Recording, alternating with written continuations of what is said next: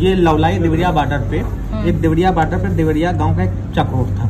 उस चक्रोट की शिकायत थी IDRS का और तहसील दिवस का, उसका निस्तारण के लिए हम लोग आए थे, क्योंकि बॉर्डर का ये मामला था, इसलिए करने का था चक्रोट। इसलिए सबसे पहले हमने देवरिया गांव से नाप के चक्रोट से किया, उसके बाद लवलाई के जो खेत से जो फिक्स पॉइंट मिले उनसे चेक किया। चेक करने के बाद जो चक्रोट है उसका हम लोगों ने मार्केशन किया, ठीक है, क्योंकि इस पे सरहदी गांव पे चक्रोट है, इसलिए दोनों गांव के लेखपालों की आवश्यकता हुई।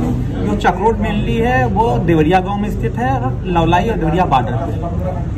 तो वहां का सबसे पहले फिक्स पॉइंट हम लोग लिए देवरिया में।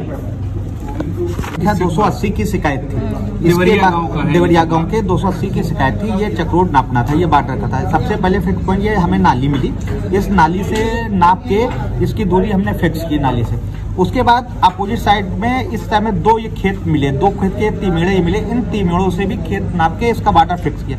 फिक्स करने के बाद जो चक्रोट था उसका हमने पूरा चक्रोट का निशान लगा और दोनों गांव की जनता संतुष्ट हो गई, एप्लीकेशन का निस्तारण। तो जब भी कोई चक्रोट बॉर्डर ना पता दोनों गांव से, अभी बॉर्डर पे यहाँ पे दोनों तरफ जमीन कंप्लीट मिल गई, बॉर्डर का जो सरहद में कोई विवाद नहीं। कभी कदार ये आता है कि दोनों गांव के सीमा पे विवाद आता है, जमीन कम होती, शार्ट होती, तो जैसे मान लीजिए कि इधर से नापा या इधर से नापा, नापने के बाद कुछ जैसे 5 या 6 महीने शार्ट हुई, जितनी जमीन शार्ट हुई तो उसमें 50-50% दोनों गांव का नुकसान करके बराबर करते। लेकिन यहाँ पे ऐसा नहीं हुआ, यहाँ पे दोनों तरफ से नापने के बाद जमीन लगभग 1 से 1.5 मीटर जमीन एक्सेस निकल रही, तो इधर वाला लवलाई की तरफ का जो नक्शा था शार्ट था, इसलिए यहाँ का देवरिया का पूरा रकबा पूरा कर जितनी एक्सेस जमीन थी और हमने लवलाई की तरफ छोड़ दी, ठीक है। इससे इनका भी रकबा पूर्ण हो गया, देवरिया का भी नक्शा पूर्ण हो गया।